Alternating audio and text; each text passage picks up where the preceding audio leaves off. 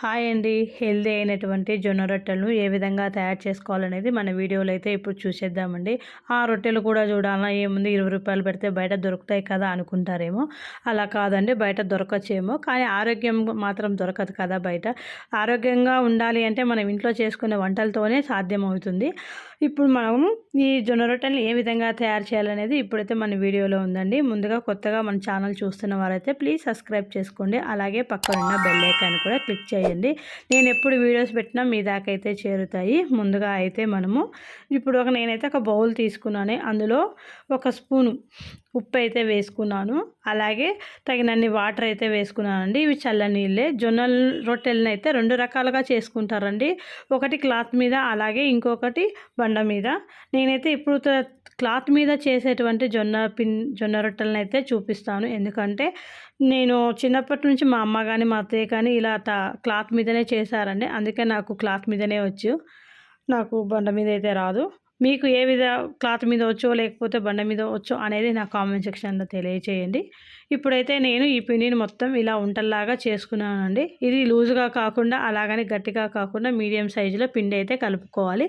ఇక్కడ నేను 2 రొట్టెలకైతే సరిపోయిన పిండిని అయితే తీసుకున్నాను. చూడండి, ఇలా చక్కగా బౌల్స్ చేసుకొని ఒక చపాతీ చేసేటువంటి పీట మీద ఒక తడి క్లాత్ అయితే వేసుకున్నానండి.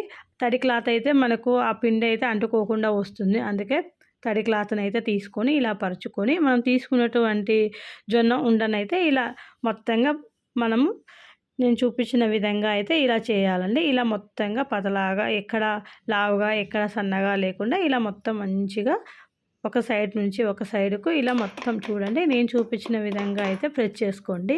చాలా ఈజీ అండి చేసుకోవడము, చాలా హెల్దీ కూడా. మనము ఇవి నైట్ పూట డిన్నర్లో కానీ ఎప్పుడైనా చేసుకోవచ్చండి. చాలా చాలా ఈజీ. దీంట్లోకి కాంబినేషన్గా ఏ కర్రీ అయినా బాగుంటుందండి. పప్పు అయినా, ఫ్రై అయినా, నాన్ వెజ్లో అయినా, ఏ కర్రీలో అయినా కూడా చాలా ఈజీ. అసలు చాలా తేలిక కూడా అరిగిపోతుందండి జొన్న రొట్టె. చాలా ఆరోగ్యము. ఇటువంటి ఆరోగ్యం ఉన్నటువంటి ఈ జొన్న రొట్టెని అయితే మనం అస్సలు వదులుకోవద్దు కదా.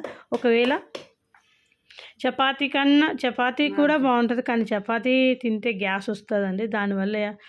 దానికన్నా కూడా హెల్దీ జొన్న రొట్టెలు అయితే ఇలా ఉంటాయి. చూడండి, నేను పెన్నం వేడెక్కిన తర్వాత క్లాత్తో సహా మనము ఇలా జొన్న రొట్టెని అయితే వేసుకోవాలి. ఆ తర్వాత ఇంకా మనం చపాతీని అయితే ఎలా 2 సైడ్లు తిప్పుకుంటామో దీన్ని కూడా జొన్న రొట్టెని సేమ్ అలాగే మనమైతే తిప్పుకోవాలండి.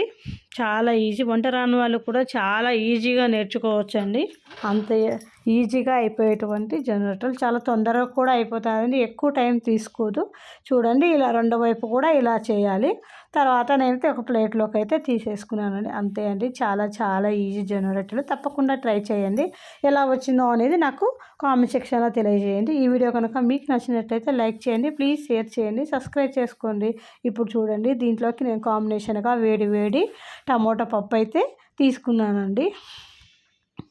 Thank you for watching.